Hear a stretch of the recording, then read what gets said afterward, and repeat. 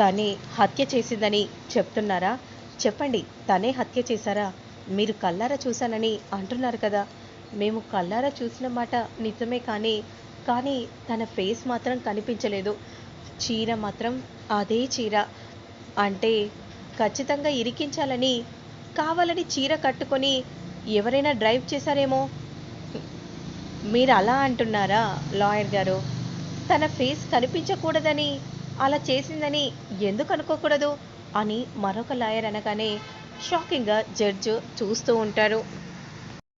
నా క్లయింట్ మాత్రం ఎలాంటి తప్పు చెయ్యలేదు. మీ క్లయింట్ తప్పు చేసిందా లేదా అనేది సాక్ష్యాలతో నిరూపించాలి.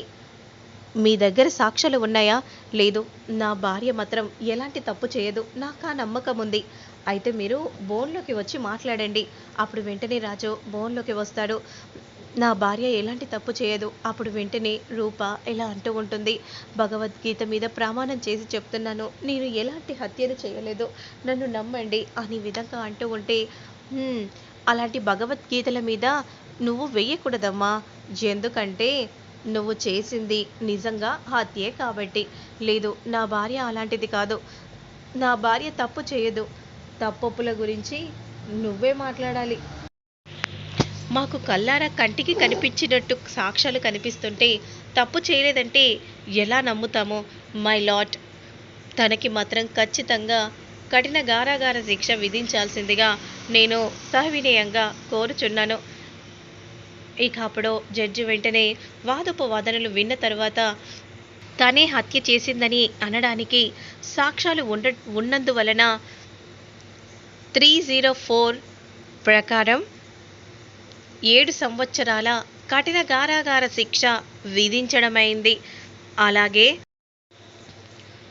3 హత్యల కారణంగా కుటుంబ సభ్యులు కూడా చాలా ఇబ్బంది పాలు అవుతారు.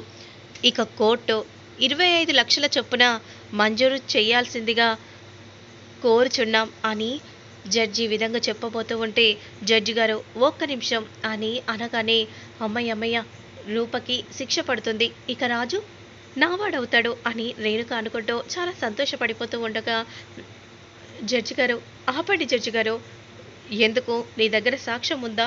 సాక్ష్యం ఉంది అని అనగానే అందరూ ఒక్కసారిగా రాజు వైపే చూస్తూ ఉంటారు. సాక్ష్యం ఎక్కడా అని జడ్జి చెప్పగానే మందారం అని అనగానే వెంటనే మందారం ఆంజనేయులను తీసుకుని రాగానే అందరూ షాకింగ్గా ఆంజనేయుల్నే చూస్తూ ఉంటారు. ఇక అప్పుడు ఏం జరిగిందో చూపిస్తూ ఉంటారు. శ్వేత చంపేసి అక్కడ నుండి వెళ్ళిపోతుంది. ఇక డాక్టర్ కూడా చనిపోయాడని చెప్పగానే బాధపడిపోతూ ఆంజనేయులు చేయి పట్టుకొని బాధపడిపోతూ ఉంటాడు. ఇక వెంటనే అక్కడి నుండి వెళ్ళబోతూ ఉన్న సమయంలో ఆంజనేయులు రాజు చేయిని గట్టిగా పట్టుకుంటాడు. ఒక్కసారిగా రాజు షాకింగ్గా, ఆంజనేయులు నువ్వు చనిపోలేదు, నువ్వు బ్రతికున్నావా? డాక్టర్ డాక్టర్ అని అనగానే వెంటనే డాక్టర్ వచ్చేసి ఇలా చెప్తూ ఉంటారు. ఏమైంది? బ్రతికున్నారు డాక్టర్, వెంటనే బ్రతికించండి, ఇందులో పెద్దవాళ్ళు ఇన్వాల్వ్ అయి ఉన్నారు. ఏంటి, మీరు మనిషిని బ్రతికించలేరా అని అంటూ చెప్ప పగలగొట్టి కత్తి తీసి మెడకు గుచ్చపోతూ ఉంటే, మీరు నన్ను ఏమి చేయకండి, మీరు ముందు బ్రతికించండి, లేదంటే ఈ హాస్పిటలే ఉండదు, నన్ను క్షమించండి సార్, ఇందులో ముఖ్యమంత్రి గారు ఇన్వాల్వ్ అయి ఉన్నారు, వాళ్ళ కూతురు శ్వేత కూడా ఉంది.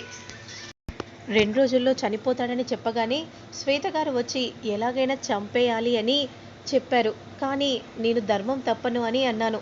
ముఖ్యమంత్రి గారు ఫోన్ చేసి ఆ అమ్మాయి అడిగింది చెయ్యమని చెప్పారు.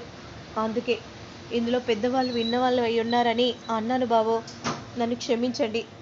ఇప్పుడు బ్రతుకుతాడా లేదా చెప్పండి డాక్టర్. బ్రతుకుతాడు, పర్ఫెక్ట్లీ ఆల్ రైట్, నన్ను క్షమించండి డాక్టర్, మీపై చేయి చేసుకున్నందుకు. అయ్యో పర్లేదు బాబు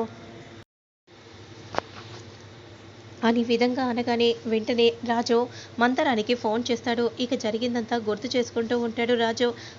అప్పుడు వెంటనే లాయర్ ఈ విధంగా అడుగుతూ ఉంటారు, మిమ్మల్ని హత్య చేయాలని చంపాలని చూసింది ఎవరు? ఇదిగో ఈవిడేనా?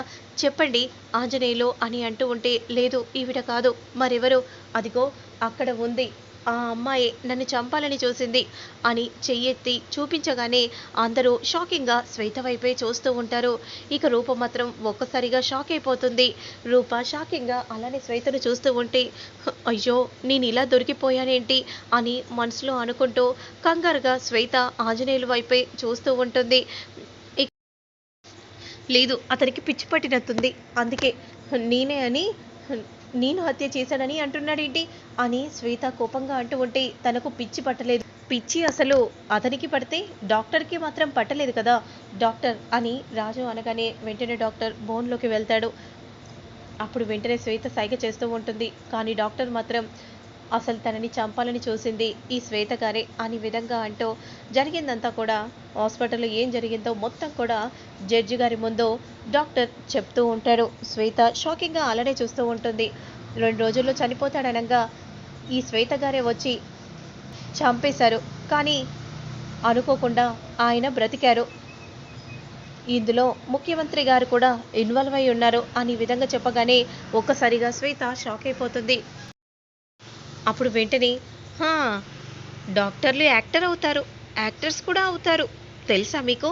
యాక్టర్స్ కాదు, కావాలంటే నా దగ్గర సాక్ష్యం ఉంది, జడ్జి గారు మీరే చూడండి అని అంటూ వెంటనే హాస్పిటల్లో జరిగిందంతా కూడా వీడియో రూపంలో జడ్జి గారికి చూపించగానే జడ్జి గారు ఒక్కసారిగా షాక్ అయిపోతారు.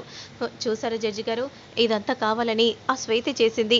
నాకు నా భర్త కార్ని గిఫ్ట్గా ఇవ్వాలని అనుకున్నారు. కానీ వీళ్ళకు తెలిసి నాలాగే శారీని డిజైన్ చేయించుకొని నేను హత్య చేశారని మీరందరూ నమ్మేలా క్రియేట్ చేసింది ఆ శ్వేత. సమయానికి ఎవరు చూడకముందు ఆ కార్ని మా ఇంటి ముందు పెట్టింది.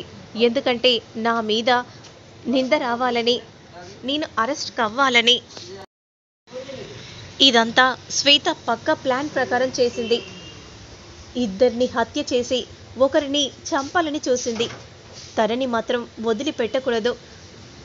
తనకి ఎలాంటి శిక్ష విధించాలంటే ఇంకెప్పుడు కూడా ఎవ్వరు ఈ విధంగా చేయటానికి భయపడాలి, అలాంటి శిక్ష విధించండి అని రూప అంటూ ఉంటే, చూసారా మీ కూతురు ఎలాంటి తప్పు చేయలేదు, మీరేమో మీ కూతుర్నే అనుమానించారు, చూడండి తప్పు చేయలేదని ఇప్పుడు జడ్జి గారికి కూడా తెలిసిపోయింది అని పద్మావతి అంటూ ఉంటే, వాదోపవాదనలు అన్నీ విన్నాను. ఇక 2 హత్యలు, ఒకరిని చంపాలని చూసిన శ్వేత కఠిన కారాగార శిక్ష, జీవితకాలం శిక్ష విధించడం అవుతుంది. అలాగే ఇందులో ముఖ్యమంత్రి గారు కూడా ఇన్వాల్వ్ అయి ఉండటం వల్ల పదవి నుండి తీసేయాల్సిందిగా కోర్టు మంజూరు చేస్తుంది. తన కూతురు తప్పు చేసిందని సాక్ష్యం చెప్పడానికి తన కన్న తండ్రి కూడా ఈ బోన్లోకి రావటం నిజంగా అందరినీ సమానంగా చూస్తాడని సూర్యప్రతాప్ గారు దీంతో మనకు చెప్పకనే చెప్పారు. ఈ కోర్టు తరపున మేము అభినందిస్తున్నాము. అప్పుడు అందరూ క్లాప్స్ కొడుతూ ఉంటారు.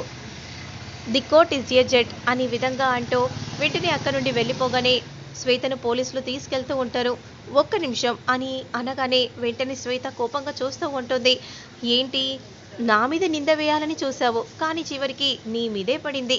ఇప్పుడు నువ్వు జైల్లో చిప్పకూడు తినుకుంటూ ఉండాలి. పాపం ఇప్పుడు మీ నాన్నగారిది కూడా పదవి పోయింది, నువ్వు ఏమీ చేయలేవు, ఇక వెళ్ళమ్మా వెళ్ళు అని అనగానే వెంటనే శ్వేతను తీసుకొని అక్కడి నుండి వెళ్ళిపోతూ ఉంటారు. అదే సమయానికి సూర్యని తీసుకొని పద్మావతి వస్తుంది.